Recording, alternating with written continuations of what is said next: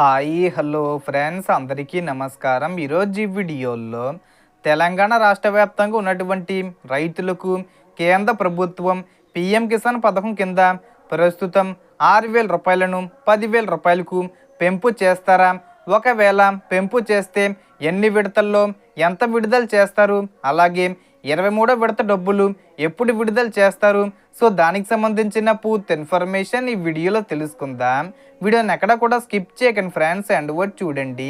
Video start చేసే ముందు మీకు ఒక small request friends, TG government నుంచి మరియు సెంట్రల్ గవర్నమెంట్ నుంచి రైతులకు సంబంధించి మరియు ఇతర పథకాలకు సంబంధించి ఏ చిన్న అప్డేట్ వచ్చినా మీరు మిస్ కాకుండా ఉండాలంటే వెంటనే మన ఛానల్ని సబ్స్క్రైబ్ చేసుకోండి. అండ్ సబ్స్క్రైబ్ చేసుకున్న వాళ్ళందరూ కూడా సబ్స్క్రైబ్ బటన్ పక్కనున్న గంట సింబల్లో ఆల్ అని పెట్టుకోవడం మర్చిపోకండి ఫ్రెండ్స్. ఇలా పెట్టుకోవడం వల్ల నేను పెట్టే ప్రతి ఒక్క వీడియో మీరు నోటిఫికేషన్ రూపంలో పొందగలరు. అండ్ వీడియో మీద నచ్చితే లైక్ చేయండి ఫ్రెండ్స్. సో ఏమాత్రం లేట్ చేయకుండా వీడియోకి వెళ్ళిపోద్దాం. సో రైతులకు కేంద్ర ప్రభుత్వం నుంచి ఒక కీలక అప్డేట్ వచ్చింది.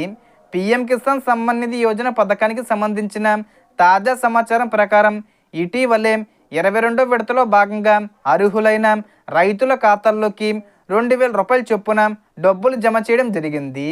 ఈ పథకం ద్వారా ఇప్పటి వరకు సంవత్సరానికి 6,000 రూపాయలు 3 విడతల్లో ఇస్తుండగా ఇకపై ఈ మొత్తాన్ని 10,000 రూపాయలకు పెంచే దిశగా కేంద్ర ప్రభుత్వం ఆలోచనలో ఉందని సమాచారం.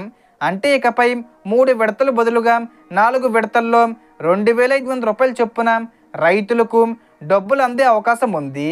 అయితే ఈ పెంపు అమలు విషయంలో అధికారిక ప్రకటన పూర్తిగా వెలువడాల్సి ఉంది.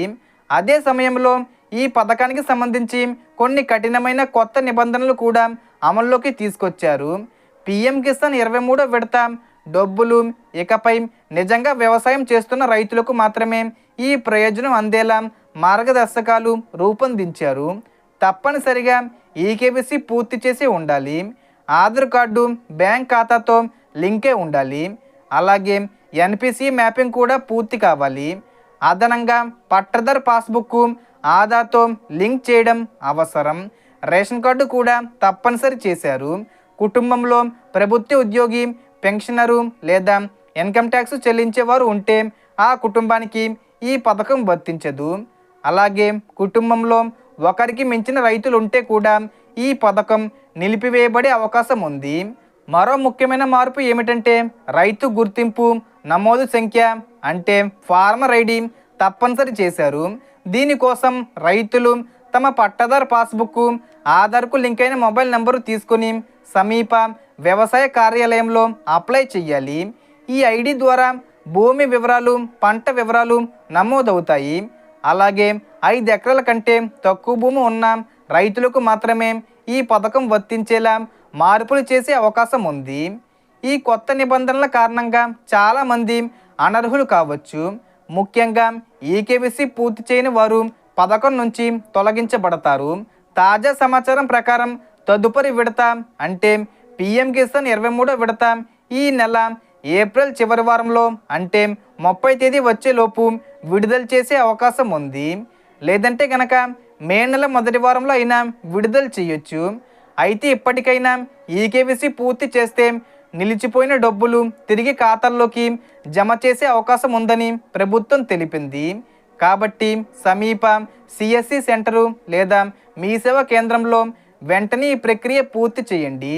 ఈ నెల చివరి వారంలోనే తదుపరి విడత డబ్బులు విడుదలయ్యే అవకాశం ఉంది. కాబట్టి అన్నీ సరిగ్గా ఉన్నాయా లేదా అనేది చెక్ చేసుకోండి. ఈ డబ్బులు రబీ పంట కోత సమయంలో రైతులకు ఉపయోగపడతాయి.